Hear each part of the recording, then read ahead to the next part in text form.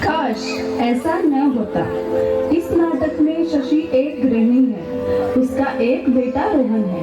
शशि अपनी दिनचर्या की व्यस्तता के कारण अपने बच्चे रोहन की ओर ध्यान नहीं दे पाती थी। मन ही मन में कई बार सोचती, लेकिन जिम्मेदारियों के कारणवश कुछ हल नहीं निकलता था। मगर एक दिन की घटना ने उसकी और उसके बच्चे की जिंदगी बदल दी। शशि अपनी सहेली सुहानी से फोन पर बात करते हुए, हेलो सुहानी, कैसी है? क्या कर रही है? अरे कुछ नहीं, बस इन आजकल के बच्चों ने परेशान कर दिया है। आजकल के बच्चों के नखरे तो देखो, हमें ये नहीं खाना, हमें ये नहीं पहनना। हाँ, लेकिन मेरा रोहन ऐसा नहीं है, मेरी सारी बातें मानता है। मम्मी मम्मी मेरे साथ खेलो ना, चलो ना प्लीज। हाँ बेटा। अरे सुहानी, तुम्हें पता है रोहन के पापा का ना एक बड़ी कंपनी में काम करने के लिए ऑफर आया है। बधाई हो शशि, ये तो बहुत अच्छी खबर है। मम्मी चलो ना, मैं इंतजार कर रहा हूँ। बेटा रुको, थोड़ी देर में आंटी से बात कर लेती हूँ, तब तक आप पापा के मोबाइल फोन पर गेम खेलो। रोहन अपने पापा का फोन लेकर बैठ जाता है और शशि अपने घरेलू कामों में लग जाती है। बस ऐसे ही प्रतिदिन मोबाइल लेने के कारण रोहन को आदत लग जाती है। रोहन बेटा, मेरे जूते ले आओ, मुझे ऑफिस के लिए देर हो रही है। सुन रहे हो? जल्दी जाओ। रोहन जूते की जगह पानी की बोतल लाकर देता है।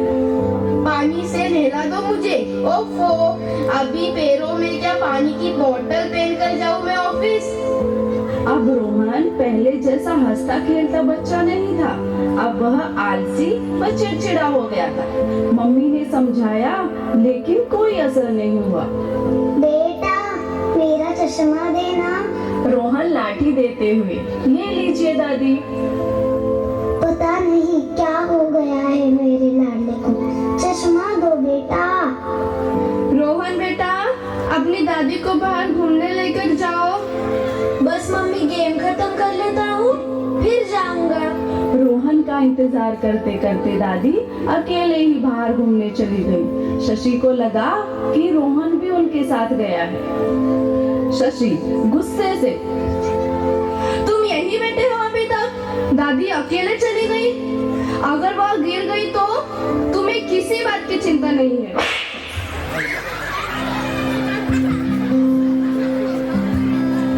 मैं कभी बतलाता नहीं, पर अंधेरे से डरता हूँ मैं माँ। यूं तो मैं दिखलाता नहीं, तेरी परवाह करता हूँ मैं माँ। तुझे सब है पता है ना माँ, तुझे सब है पता मेरी माँ।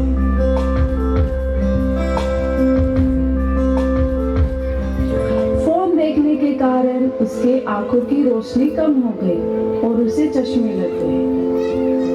फिर एक दिन रोहन स्कूल के लिए तैयार होते हुए, मम्मी मेरा टिफिन दे दो। हाँ बेटा, ये लो, कक्षा में अच्छे से पढ़ना। हाँ माँ। उसकी नजर पास में रखे माँ के पुराने मोबाइल पर पड़ती है। बेटा मैं आती हूँ, तुम नाश्ता कर लो।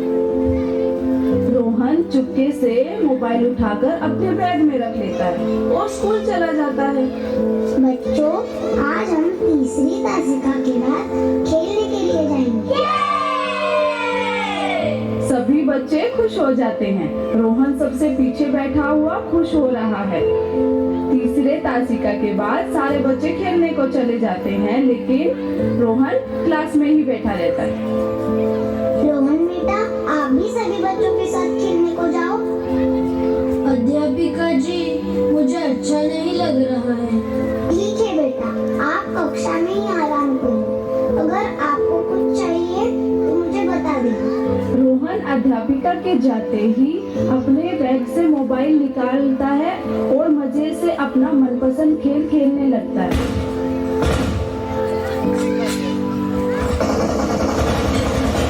आखिरी तासिका के बाद स्कूल की छुट्टी हो जाती है और सब बच्चे घर चले जाते हैं। रोहन मोबाइल देखने में मग्न है। रमेश काका कक्षा में इधर उधर देखते हुए, कक्षा में कोई नहीं है ना? ठीक है, बंद कर देता हूँ। अरे 2:30 बज गए, रोहन अभी तक नहीं आया। वह सुहानी के पास रह गया होगा। एक बार फोन करती हूँ।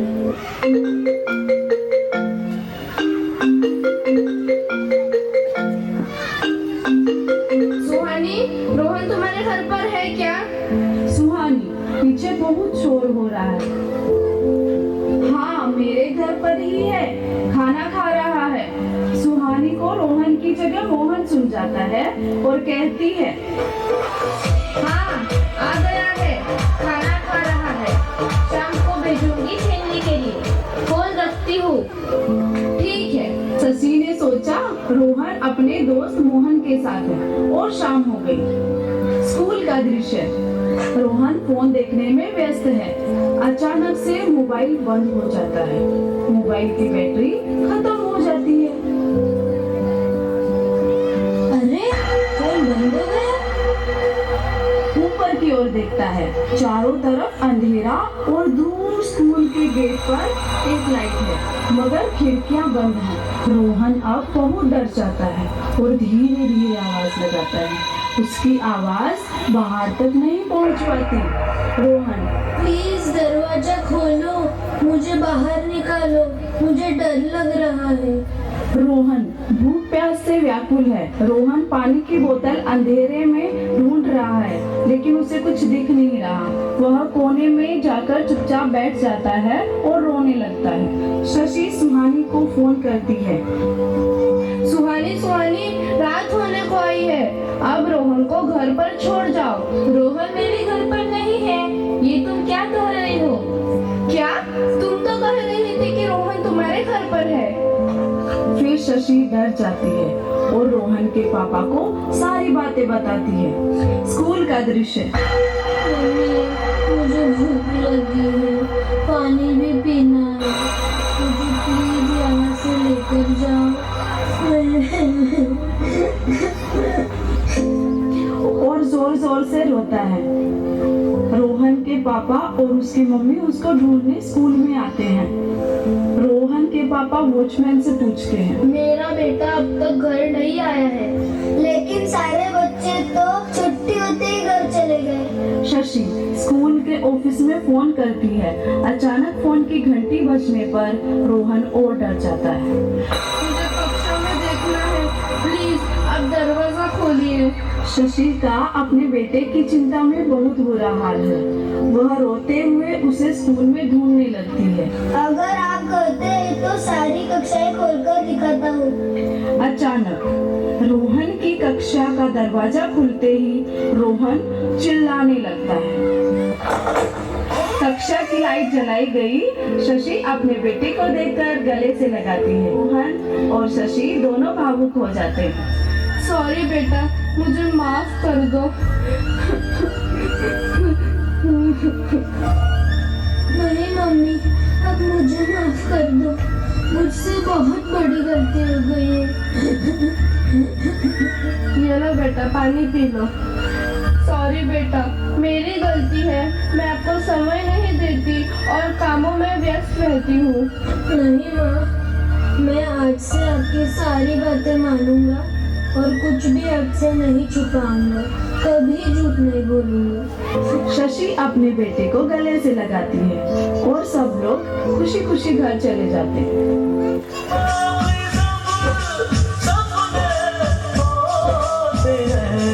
अपने तो अपने होते हैं, अपने तो अपने होते हैं।